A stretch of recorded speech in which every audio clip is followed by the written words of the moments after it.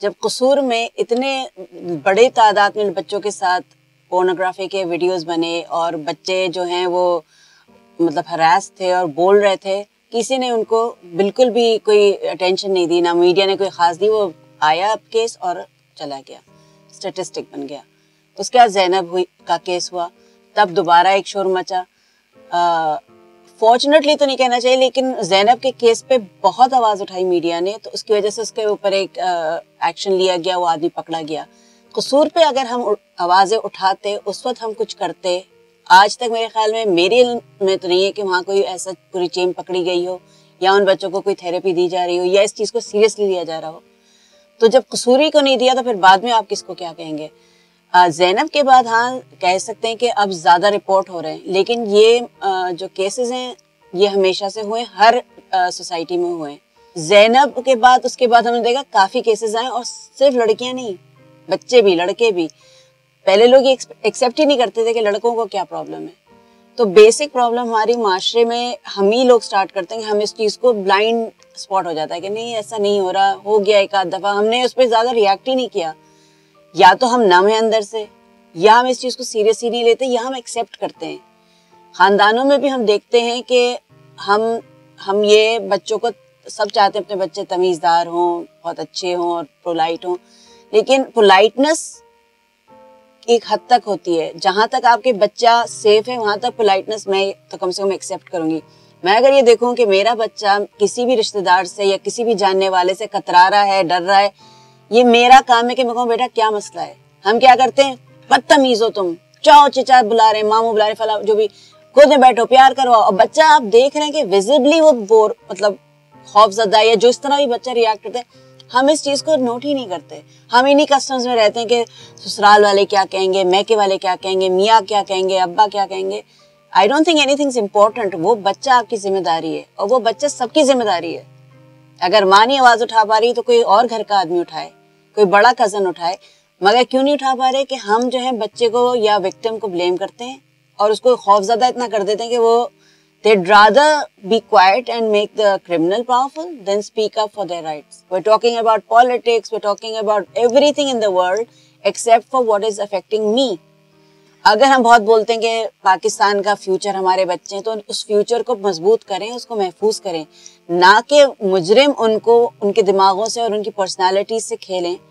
क्योंकि अगर rise in suicide है दुनिया में, मुख्तलिफ वजूहात भी हैं, और लोग कहते हैं सोशल मीडिया है और हालात हैं और ड्रग्स हैं, ये भी बहुत बड़ा एक वो है, एक कॉज है। अभी रिसेंटली मैं, क्योंकि मैं बहुत ज़्यादा इसमें मुझे अफसोस हुआ था कि लोग आर नॉट अवेयर कि साइबर के थ्रू, साइबर वर्ल्ड के थ्रू भी आपके बच्चे हो। तो मैं एक आध स्कूल में गई, मैंने वहाँ बच्चों से ऐसी बात मैंने कैजुअली की कि मैंने कहा देखो अगर घर में कुछ हो रहा हो तो तुम ये नंबर्स हैं, या किसी से बात करो हु यू ट्रस्ट। मैं उन बच्चों को पहले कभी नहीं मैंने मिली थी और ना मैं उनको जानती थी।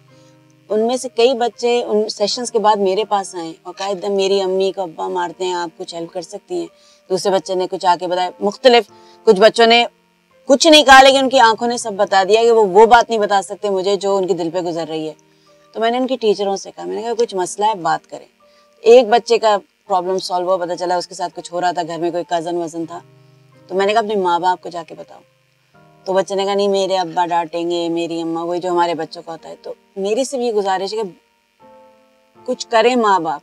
और वो बोल ही नहीं सकता ना, मतलब वो मुझसे क्यों बोलेगा। जब जावेद इकबाल का हुआ था तो लोग बहुत मजाक उड़ा रहे थे, बिकॉज लोगों के ये इसकी जो डेंस जो कहेंगे, क्या कहेंगे उसकी एक्सट्रीम वो जो इसकी वो थी, वो समझ में नहीं आई थी। मुझे भी याद है कि लोग हंस रहे थे, मगर क्योंकि मैंने थोड़ा सा क्राइम वगैरह पढ़ने में वो था, मैंने ये सवाल उठाया था कि हमारे इंडिया पाकिस्तान में बहुत ज़्यादा सीरियल ऑफेंडर्स नहीं नज़र आते, जैसे सीरियल किलर हो गया, एक ही तरह से मार रहे हैं। ये शख्स जो है इसको बहुत सीरियसली लेना चाहिए। हिज विक्टिम्स आर चिल्ड्रन, और वो बच्चों को भी उनको उठाता था जो लोअर फाइनेंशियली इसके होते थे, और वो डॉक्टर था शायद, आई थिंक, और ही वाज सम प्रोफेशनल। तो मतलब किसी ने सीरियस नहीं लिया, और फिर इवेंचुअली उन साहब ने शायद प्रिजन, मतलब कैद में शायद फांसी, उन्होंने खुदकुशी कर ली थी। किसी ने इस पे रिपोर्ट्स नहीं बनाई, किसी ने उस आदमी को स्टडी नहीं किया, क्रिमिनोलॉजिस्ट ने पूछा ही नहीं, उसकी प्रोफाइल बनाई होगी तो हमें पता नहीं। उस प्रोफाइल पे हम अगर काम करते उस वक्त, तो शायद हम बहुत सारे ऐसे केसेस रोक लेते। लेकिन ख़त्म नहीं होंगे ये।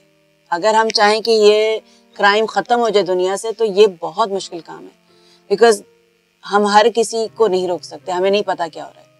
मगर हम ये ज़रूर कर सकते हैं कि वही पहली जिम्मेदारी माँ बाप पे, फिर आपके बड़ों पे है जो ख़ानदान के हैं, फिर आपके टीचर जो भी बच्चों से कांटेक्ट में हैं। टीचर्स भी इन चीज़ों को वैसे नोट करती हैं। अगर आप टीचरों से आपने बात की होगी तो आपको पता चलेगा, वो भी बहुत बता सकते हैं आपको।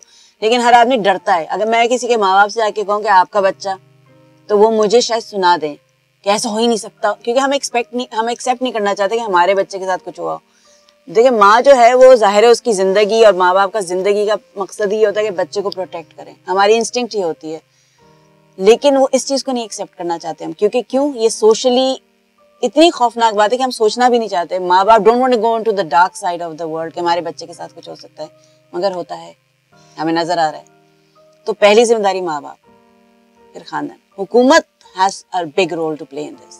वो शख्स जो किसी औरत को या किसी बच्चे को, किसी वीक इंसान को अटैक कर रहा है, उसको वापस माशरे में ना भेजें, उसको रिहैब करें, उसको कहीं और रखें। क्योंकि एक दफा आप वापस भेजेंगे तो ही इज गोना कम और she is gonna come back to the same thing.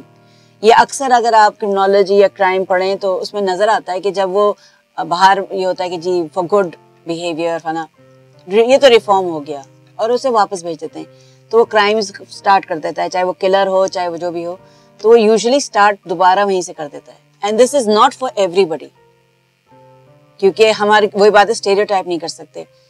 तो हुकूमत को ये चाहिए कोई ऐसा सिस्टम बनाया जाए कि जो अगर ऐसा कोई ऑफेंडर पकड़ा जाए, चाहे वो माइनर ही क्यों ना, अक्सर ये होता है कि ज़रूरी नहीं कि अडल्ट ही कर रहा हो, टीनेज जो 19-18 के होते हैं वो भी कर रहे होते हैं, तो वहीं से आप उसे पकड़ लें, उसको वहीं से आप उसको इवेल्युएशंस करें, उसकी ट्रीटमेंट करें, उसको थोड़ा सा रिहैबिलिटेट करने की कोशिश करें। But I don't know if I am saying this in the right way कि उसको वापस भी सोसाइटी में उस तरह इंटीग्रेट ना करें।